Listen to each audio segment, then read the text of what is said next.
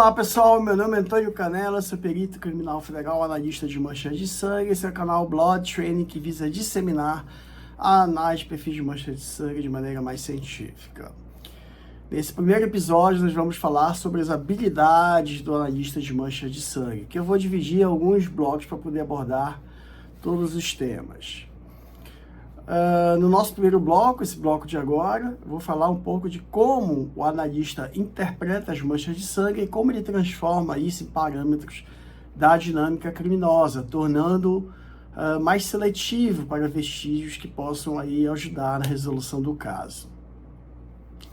Bom, essencialmente o analista de manchas de sangue ele se baseia quando ele observa as manchas de sangue, seja através de fotos ou através de estando no local de crime. Ele observa o que nas manchas de sangue? Tamanho, forma e distribuição. São esses os parâmetros de análise do analista de manchas de sangue. Porque pelo tamanho, pela forma e pela distribuição das manchas, ele infere o que a gente chama de mecanismo de geração, ou seja, como o sangue se desconectou da fonte para formar aquelas manchas que ele está analisando. O que ele faz, na verdade, o analista de manchas de sangue, é uma engenharia reversa. Ele já encontra o resultado pronto, ou seja, ele já vê as manchas de sangue, e como ele conhece todos os mecanismos de geração de todas as manchas de sangue existentes, ele infere, ele bate o olho, ele já infere como que o sangue se desconectou da fonte para formar aquilo. Foi através de uma paulada, foi através de um disparo de arma de fogo, foi porque alguém movimentou um objeto do meio circundante, foi porque encostaram aí uma superfície com sangue e outra sem sangue, porque alteraram uma mancha pré-existente, e por aí vai. Com isso, por exemplo, ele sabe os mecanismos, quando ele entra numa cena, ele vai identificando os mecanismos. Mas ele tem que fazer outra coisa para ter mais ainda habilidade, para inferir os parâmetros da dinâmica criminosa, que é o sequenciamento, porque você pode saber os mecanismos, mas nem sempre os mecanismos vão dizer para você quem foi primeiro e quem foi depois. Então, o analista de manchas de sangue tem que ter algumas técnicas também para usar esse sequenciamento. Então, imagine, por exemplo, uma vítima que está morta numa residência e ela tem sinais de lesões por objeto contundente, por disparo de arma de fogo, e o corpo dela provavelmente foi movimentado na cena. O sequenciamento, sem o sequenciamento, você pode até ver ali, por exemplo, sinais de movimentação do corpo, alterando manchas. Você pode ver o perfil do impacto por objeto contundente, o perfil por impacto de arma de fogo, mas não necessariamente você vai saber quem foi o primeiro e quem foi o último. Será que ela foi movimentada, o corpo foi movimentado depois que levou o tiro e a paulada? Ou ela levou um tiro antes, foi movimentada e depois pegou a paulada? Assim sucessivamente. Então, muitas das vezes, quando a cena, o contexto da cena não ajuda nisso, a análise de perfil de mancha de sangue ela tem que se basear em duas interações principais do sangue com o meio. Primeiro, a interação do sangue com outras manchas de sangue. Então, muitas das vezes, um perfil de determinado mecanismo de geração, ele se sobrepõe sobre o perfil de outro mecanismo de geração. E aí você pega os sequenciamentos. Outras vezes, o sangue interage com superfícies, objetos da cena. Imagine que você tem ali, por exemplo, uma superfície qualquer, que você chega no local, ela está aí com a face voltada para baixo, para o piso. Mas em cima dessa face aqui, você vê uma mancha transferida com a haste do corpo, ou seja, o corpo passou por aquele e deixou uma mancha.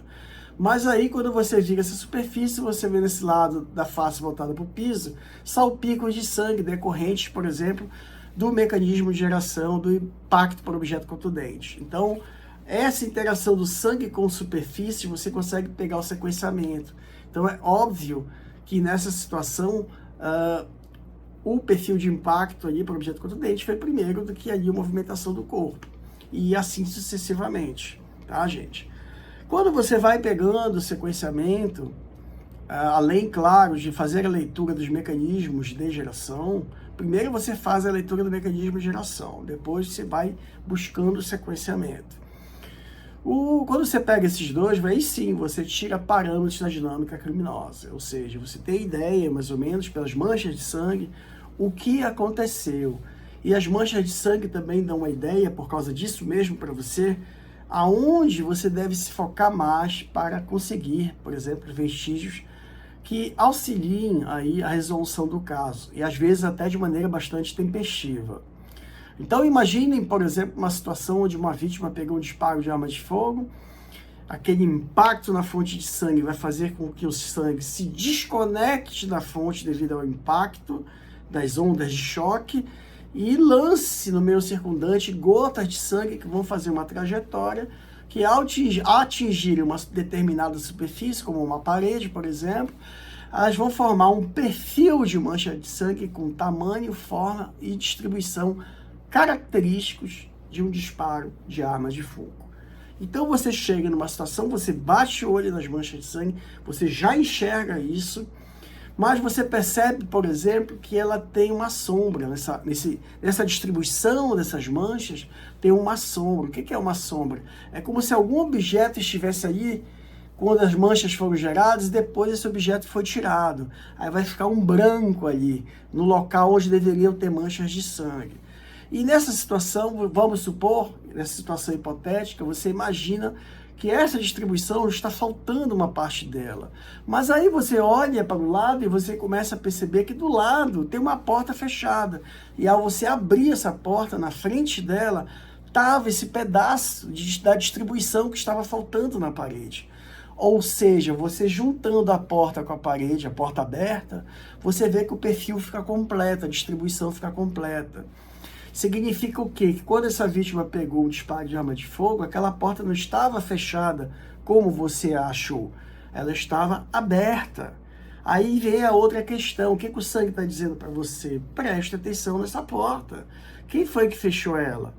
E aí você faz esse levantamento para saber se foi remoção, salvamento, né? Ou a primeira pessoa que chegou lá, testemunhas ou o próprio vento. Se você descarta tudo isso, quem pode ter fechado essa porta pode ter sido o próprio criminoso, né? E aí você observa, vamos supor, e aí aquela porta dá para uma cozinha, que por sinal tem uma porta dos fundos, que é uma rota de fuga. Então você começa a inferir ali, as manchas de sangue começam a dizer para você, desde o início, cabe a você ir desenrolando o novelo. Ué, se essa porta estava aberta no momento do crime, né? E depois ela foi fechada, será que não foi o criminoso que pegou nessa porta, que fechou ela? Será que não é essa a rota de fuga dele? E aí você vai seguindo vestígios que têm um interesse para a resolução do caso. O que o sangue está te dizendo nesse exemplo, ele está te restringindo uma área. Olha, observe com mais cautela essa porta. Olha a maçaneta, vê se não tem nenhum traçozinho de sangue, né? Se não tem uma impressão datiloscópica. De repente sai interessante você pegar um DNA de toque ali, com suave. Veja se na cozinha ali o criminoso não deixou um boné, não deixou ali dentro do boné um fio de cabelo. Enfim, você está sempre atrás de vestígios físicos ou biológicos para extração de perfis genéticos, né? No caso dos biológicos. E no físico, por exemplo, numa outra situação, se você tiver um projétil, ele pode dizer, olha, poxa, pode estar por aqui o projétil. E aí você vai para, claro, fazer o confronto balístico, né, com uma arma suspeita, por exemplo. Enfim, as manchas de sangue, elas não somente mostram pelo sangue em si quais são os melhores vestígios, elas podem te indicar um lugar para você procurar, um lugar mais restrito, uma área mais seleta, para você buscar vestígios, por exemplo, que nesse caso hipotético aí seria um homicídio. Existem outras situações, por exemplo, que você quer buscar vestígios, que eu já peguei, inclusive, de pegadas, né, manchas transferidas, que a gente chama, em análise de perfil de mancha de sangue, que estavam saindo da área imediata, que eram do criminoso, mas depois retornaram para a mesma área. Elas foram sumindo e depois retornaram como se tivesse outra fonte de sangue em outro lugar. Mas aí, quando você vê essas coisas que não fazem sentido, você observa com mais cuidado a mancha. E essas que estavam retornando estavam diluídas. O que o sangue estava dizendo para mim? Ei, perito, você ainda não checou uma área molhada. E esse cidadão ou cidadã responsável por esse calçado aqui, ele esteve provavelmente numa área molhada. E foi aí que a gente procurou e realmente tinha uma área molhada fora do imóvel, né? Isso foi numa área rural. Enfim, e lá, claro, a pessoa pega no espelho, deixa digital, né? Se lava, pode deixar roupas, pode deixar fio de cabelo e assim sucessivamente. Outra hipótese que as manchas de sangue podem te ajudar é o próprio sangue, por exemplo, da vítima na roupa de um suspeito, né? Que disse que nunca nem esteve lá no momento, mas você observa, por exemplo, você chega no local e você observa que tem manchas por impacto de objeto contundente, você sabe que o agressor movimentou esse objeto. E pela terceira lei de Newton, pode ser que algumas dessas gotas de sangue do impacto tenham batido na sua roupa, ou na roupa do criminoso, no caso. E ao movimentar o objeto, também gotas podem cair em áreas cegas dele. Então, só de você observar um perfil de impacto por objeto contundente, você já pode imaginar tudo isso. Você já pode imaginar, poxa, o criminoso pode ter sangue da vítima na roupa dele. E por que isso é importante? Porque você é tempestivo. Você já pode avisar a investigação. Olha, quem são os suspeitos? Arrecada a roupa dele. Vamos atrás dessas roupas, né? Quando você vê, por exemplo, um perfil como esse, de objeto contundente, você já pode, por exemplo, inferir que tem algum objeto contundente. Tem que ter ali na cena ou na área imediata, muito provavelmente. Porque dificilmente o criminoso, gente, que se utiliza de objeto contundente, ele vai sair carregando objeto contundente com ele. Ele vai se livrar em algum momento, na maioria das vezes. Claro que tudo é possível, tá, gente, local de crime. Mas eu estou falando em termos probabilísticos. Tudo que as manchas de sangue vão dizer para você é em termos probabilísticos, claro, porque não existe nada perfeito. Eles vão dizer, olha, provavelmente tem mais chance aqui. Provavelmente você tem mais chance ali. E assim sucessivamente. Olha, perito, procura objeto contundente. Deixa eu só... Tá. Procura objeto contundente. Olha assim, veja uma área molhada que você ainda não considerou no seu exame. Né? Veja se não tem sangue da vítima na roupa do criminoso. Que são coisas que você... Ou ele restringe uma área para você ter mais chance de achar vestígios, por exemplo, biológicos, que você vai extrair perfil genético dali, e se tiver um suspeito, você vai comparar para ver se foi ele. Ele também te diz pelo próprio sangue, se tiver sangue da vítima, o exemplo que eu dei, na roupa do criminoso, ou na arma do assassino, dentro do cano da arma, pelo efeito backspatter, né, quando você atira muito próximo. Novamente, terceira lei de Newton, gotas vão no sentido contrário ao projeto. E às vezes a arma está se armando ali naqueles milissegundos, o sangue entra lá dentro, ele bate ali dentro, você fecha, você olha, você não vê sangue, e tá tudo bem, pensa que tá tudo ok, e vai lá uma pessoa com mais cautela, e vai lá e observa. E você mata na hora. Só de você ver um tiro, por exemplo, muito próximo, né? Você já imagina isso, poxa, pode ter sangue na arma do criminoso. E assim sucessivamente, gente.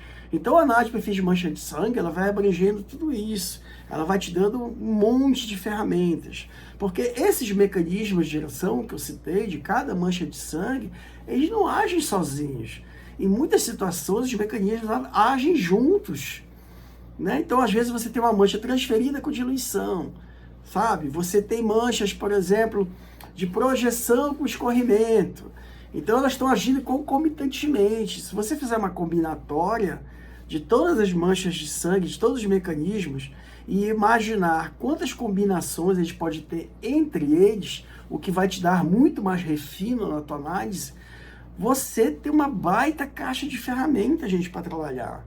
Então, essa caixa de ferramenta vai lhe dar cada vez mais parâmetros da dinâmica criminosa, de maneiras, às vezes muito tênues, que ninguém que não tem essa especialidade percebe. Muitas das vezes as pessoas, quando veem um analista de mancha de sangue trabalhando assim, elas ficam surpresas, porque você tira muitas informações do sangue. E, às vezes, até quando não tem sangue. Imagine uma situação de um corpo que tem uma lesão que, pelas características daquela lesão, você sabe que ali deveria ter muito sangue naquela cena e não tem. Então, você já pode inferir, pela ausência do sangue, que aquele corpo, de repente, não foi morto naquele local, ele foi morto em outro lugar e desovado ali. Então, até quando não tem sangue, você pode... A análise de perfil de mancha de sangue ajuda você. Então, uma técnica que tem mais de 100 anos, com congressos internacionais na área, né? todo ano tem 2 congressos internacionais de 5 dias de duração só a respeito de mancha de sangue. Você tem várias obras a respeito do assunto, inclusive é minha. Eu vou fazer um episódio aí só falando de livros e de treinamentos, tá, gente?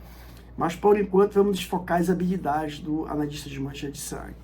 E você tem jornais relacionados ao assunto, tem uma associação internacional que tenta ali promover a área em todo o mundo, quase todos os analistas de mancha de sangue que passam, que têm treinamentos ali avaliados pelo comitê educacional dessa associação, são membros, né, até para fortalecer. Existe uma padronização internacional, já existem aí protocolos da Academia Americana de Ciências Forenses para a área, tá? Então, quem pensa que não tem padronização, tem sim, há muito tempo, tá, gente? Enfim, eu apresentei esse vídeo de uma maneira bem sucinta para vocês, só para vocês terem uma ideia do potencial. E à medida que a gente vai fazendo outros vídeos, vocês vão enxergando muito mais coisas, tá bom? Espero que vocês tenham gostado. Quem gostou, dê um like. Quem não gostou, dê um dislike. Faça seus comentários. Me informe se o som está ok, se a imagem está legal, tá? Eu ainda sou um amador nessa forma de comunicação. Então, eu vou tentar melhorar à medida do possível, se houver interesse dos senhores e das senhoras. Geralmente, eu também estou propondo, ao final de cada bloco, ou de cada episódio, ou de cada vídeo, eu responder algumas perguntas anteriores, que foram feitas num bloco anterior, por exemplo, ou no episódio anterior, tá?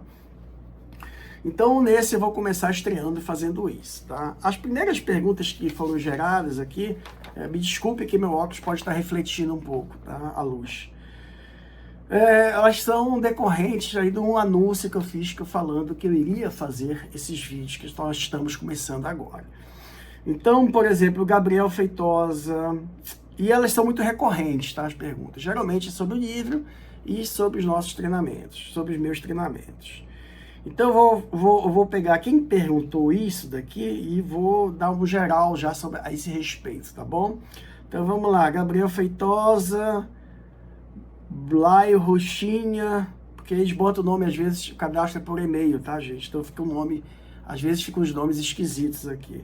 Blaio Roxinha, Herbert Teixeira, Gabi TF, Flávia Cruz, Larry, Fabielle, Kátia, Chuvada, Chidush, tatuagem também. E já falei, Leonardo Belinsky também. Bom, o que essa turma toda pergunta usualmente? Se existe ainda no livro para vender, nosso livro, a minha obra, né? Perfis de mancha de sangue do local de crime e elaboração do laudo, que é este livro aqui, que eu lancei em 2017. Graças a Deus, altíssima aprovação no nosso mercado aí. Inclusive já está esgotado desde o início de 2022, tá, gente? Eu não reimprimi essa primeira edição, porque eu estou economizando esse dinheirinho aí para fazer a segunda edição que eu estou escrevendo, tá? E assim como a primeira, eu tenho certeza que vocês vão gostar bastante. Com relação à segunda edição, a gente vem com 2 novos capítulos, tá, gente? E algumas novidades que eu não vou falar muito por enquanto, tá? Deixem a curiosidade aguçar vocês. Não tem prazo, porque eu estou com vários projetos pessoais e eu tenho que terminar esses projetos pessoais para me dedicar à segunda edição. Mas quando tem um tempinho, eu vou lá, escrevo e reviso e aquela coisa toda. Mas vocês sabem que para fazer um livro tem a parte do diagramador, tem a parte da correção ortográfica, tem a parte do contrato com a gráfica. Então é uma coisa, essas coisas demoram mais às vezes do que escrever. Tá? Então, não tem mais livro para vender, da minha autoria, e a segunda edição está aí sendo preparada para, se Deus quiser, lançar no final de 2025, ou pode ser que entre um pouco em 2026, tá? Existem outras perguntas aqui, sim, com relação ao treinamento de 40 horas, gente, eu tenho que fazer ele nas minhas férias, tá? Então, não dá para ficar fazendo sequencialmente, porque senão eu vou perder 10 dias das minhas férias toda vez, porque eu ainda não estou aposentado, tá, gente? Infelizmente. Então, eu tenho que fazer geralmente nas minhas férias esses treinamentos de 40 horas que leva, para os alunos leva uma semana, para mim leva mais de 10 dias, porque tem que preparar as práticas. É um treinamento que tem muita prática todo dia, praticamente não, é a prática todo dia.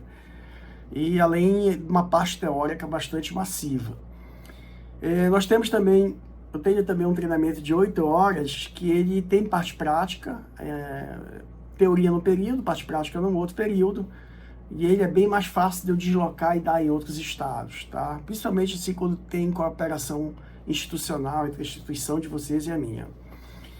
E tem um de 4 horas, que é teoria, basicamente, que eu dou mais em congresso, eu sou convidado para palestra, essas coisas, tá? Então, esses dois aí de 4, 8 horas é mais fácil sair ministrando aí, a depender da minha agenda, obviamente, né? Porque eu também trabalho, né, gente? E o de 40 horas só em Florianópolis, por enquanto, por causa da estrutura que tem que ser montada para ter um nível aí que é considerado de nível internacional, até porque ele já passou pelo Comitê Educacional da IABPA lá nos Estados Unidos. Então, ele tem validade para a IABPA. Então, é uma coisa que eu teria que manter um padrão internacional dentro do que é aí utilizado nas padronizações da Academia Americana de Ciências Forenses também, tá? Então, a situação dos treinamentos é essa. Se vocês quiserem, eu faço um episódio só a respeito de treinamento, mas aí que a gente já está chegando em 20 minutos, gente, eu não queria fazer uma coisa muito longa não, tá? O Leonardo Belinski pergunta se haverá cursos online nessa área, tá? A resposta é não. Por quê? Porque a gente trabalha com algumas imagens meio sensíveis, né? E no passado aí eu já fiz algumas apresentações, enfim, acabei me descuidando um pouco, né? De pessoas que batem fotos, essas coisas todas. E eu soube aí por outros alunos que alguns profissionais da área dão aulas por aí e utilizam algumas imagens minhas, sem minha permissão, tá? Já me falaram que até laudos, imagens de laudos, já estou fazendo isso. Então, assim, por conta disso, os meus treinamentos eu não dou slide para ninguém, tá? Porque tem vítimas, aí tem que ter o respeito, né? Por mais que a gente esteja analisando somente a parte científica, tem que ter o respeito pelas vítimas, pelos familiares delas. Então, eu não dou slide para ninguém, tá? Geralmente acontece, eu faço um manual impresso com fotografias bem pequenininhas, que fica muito difícil alguém reproduzir. Então, se vocês verem imagens minhas por aí, não fui eu que coloquei. E também, assim, essa questão de dar curso online também, infelizmente, ainda aconteceu muito com o meu livro, tá? De pessoas estarem usando técnicas que eu desenvolvi e não colocarem a devida referência, né? Então, às vezes você coloca um vídeo, assim, uma aula, vamos supor, na internet, ou vende aulas, né? Eu não acho uma boa, tá? Até porque não sou eu que vendo, né? Eu tenho uma irmã minha, que ela tem uma empresa, ela que cuida disso daí. Eu só recebo a hora aula, tá? Mas a questão é que muita gente usa algumas coisas que eu falo e coloca nas suas obras, ou dá em aulas, sem dar a devida referência. Isso aconteceu muito com a classificação minha de manchas regulares e irregulares, tá? Tem gente que botou até em livros isso e não cita meu nome, que foi uma coisa que eu criei, né? Uma metodologia de classificação. Então eu não acho, é uma opinião minha, eu acho isso uma desonestidade intelectual, tá? Mas existe gente para tudo, né? Infelizmente essas pessoas pensam que os outros não percebem isso e elas vão ficando cada vez mais desacreditadas agindo dessa forma. Bom, gente, então com relação à análise de perfil de manchas de sangue, eu falei tudo isso para vocês, os potenciais dela, e também tirei essas dúvidas com relação a livros e treinamentos, tá? Então vou recapitular. O livro está esgotado, o meu livro está esgotado, tá? Estou escrevendo a segunda edição, sem previsão ainda, eu espero que seja final de 2025, mas não tenho certeza, porque eu estou com outros projetos no momento da minha vida, mais importantes até, tá? Embora eu adore essa área, que vocês devem perceber. E com relação ao treinamento, é isso que eu falei. O curso de 40 horas, eu ainda não sei quando eu vou voltar. Mas 8 horas, 4 horas, a gente já está fazendo aí, já fiz aí ano passado, inclusive, em algumas unidades da federação, algumas perícias. E aí pode haver aí uma parceria institucional. Quem tiver curiosidade ou interesse, pode mandar um e-mail que eu envio para vocês o caminho das pedras. Tudo bem, gente? Eu espero que vocês tenham gostado desse vídeo introdutório. Ainda estou me acostumando aqui com essa questão de de fazer vídeos no YouTube, então pode ter algumas falhas aí, né, da vinheta, aquelas coisas todas, mas a gente vai melhorando com certeza. E o próximo bloco, não percam, tá? Ele vai ser a respeito de busca de sangue e revelação de sangue oculto, que é uma outra habilidade que o analista de mancha de sangue deve possuir para poder fazer o seu trabalho ali com bastante eficácia. Então é bem legal e eu prometo para vocês que vai ser mais curto do que esse de hoje, que é a nossa estreia, né?